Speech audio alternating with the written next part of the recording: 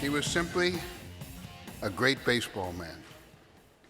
I hope all of you will cherish the game as much as Don Zimmer did.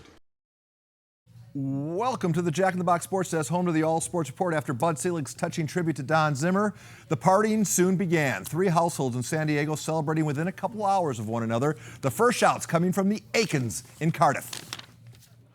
With the first selection of the 2014 first-year player draft, the Houston Astros select Brady Aiken. The Seattle Mariners select Alex Jackson. The Cleveland Indians select Bradley Zimmer, and they are now on the Zimmers, the Aikens, and Jackson's homes. Happy places this fine Thursday. Our Allie Wagner hanging out in Escondido. She spoke with Brady, or actually she was in Cardiff, and she spoke with Brady. Well, she was one of the only reporters in town to speak with Brady after he got the news. Being picked number 1, was it a surprise? Tell me the emotions that were going through when you heard your name.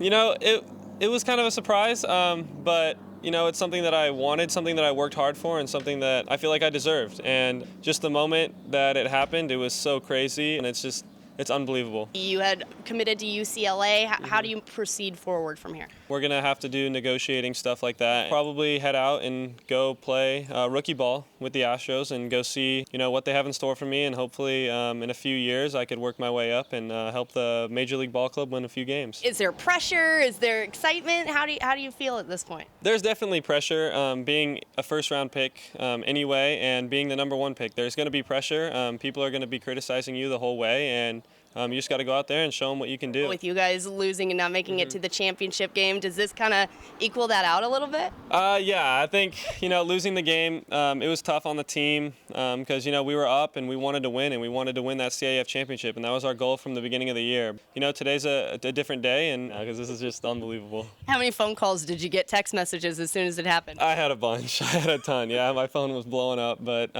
yeah, it's good. It's all good. Our next stop takes us to Escondido. The ASR's Mike McKinnon chatting with RB's Alex Jackson. He was taken 6th overall. I mean, you know, it's kind of hard to describe in words, you know, how I feel. But, I mean, being able to share with family and friends, I mean, I can't ask for any more. What was it like waiting for the phone call? It was nerve-wracking, you know, but at the same time, it's fun. You know, just kind of joking around with the family, you know, having fun with it. You know, not trying to put too much tension on everything. So, I mean, it was an amazing experience, and you know, I was glad I'm in a position to achieve. Can you describe to us how the call went?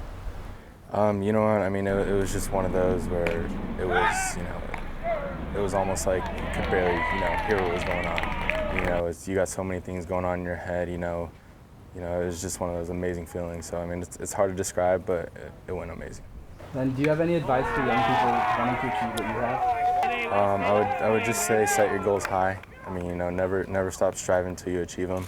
And, you know, go out there and just give it your all every single time you're out on the field. And in La Jolla, Brad Zimmer waited until the 21st pick to hear his name called. The former La Jolla Viking and current USF Don taken by the Indians. If this seems familiar, there's good reason. 2 years ago, the All Sports Report was reporting on his brother being drafted by the Kansas City Royals.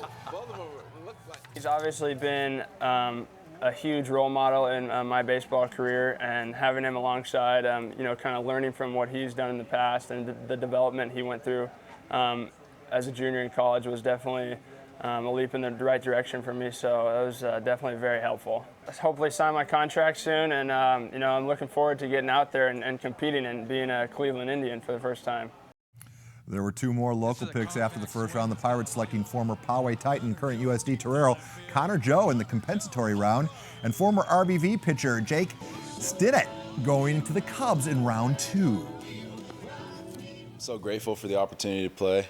Dreams finally come true. I can't wait, and I thank all my family that's been here with me, all my friends, and supported me throughout this process. This is just a stepping stone. I mean, this is not the end. This is the beginning of my career and the beginning of my dream.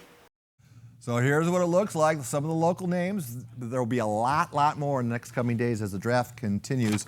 We are a hotbed for baseball talent. The San Diego Padres had the 13th pick in the first round at approximately 5:37. The Friars select. The San Diego Padres select Trey Turner, a shortstop from North Carolina State University. Yeah, the shortstop out of the Carolinas, something the team hasn't done since they drafted Khalil Green. In the second round, the Padres taking Michael Geddes, a high school outfielder out of Georgia. The team releasing this reaction to the choice just an hour or so ago. Obviously, he had a teammate also taken high, and he's a very athletic shortstop. He's hit all the way through college. He can impact the game, offense, defense, base running, base stealing. And it's a hard position to find. It's hard to know in the draft that a guy can play Major League shortstop. We believe Turner's that guy. Now, even with our market-leading draft day coverage, the All Sports Report honors its prep playoff commitment. We go to the South Bay, Bonita Vista hosting Santa Fe Christian in a D2 semifinal. Round 2 between these two schools. Bottom of 1, Baron Daniel Sheeman singles to center. That scores 2. Bonita goes up 3-0. Still in the first. Pitcher Eduardo Perez with the chopper over the third baseman. 2 more are in. 5-0 to score. Top of the 7th. 5-3 Bonita. Eagle Tyler Ledbetter singles to center. 1 run is in. There's going to be a play at the plate. Out. Game over. The final 5-4 Barons. They get El Camino in the D2 finals Saturday at USD.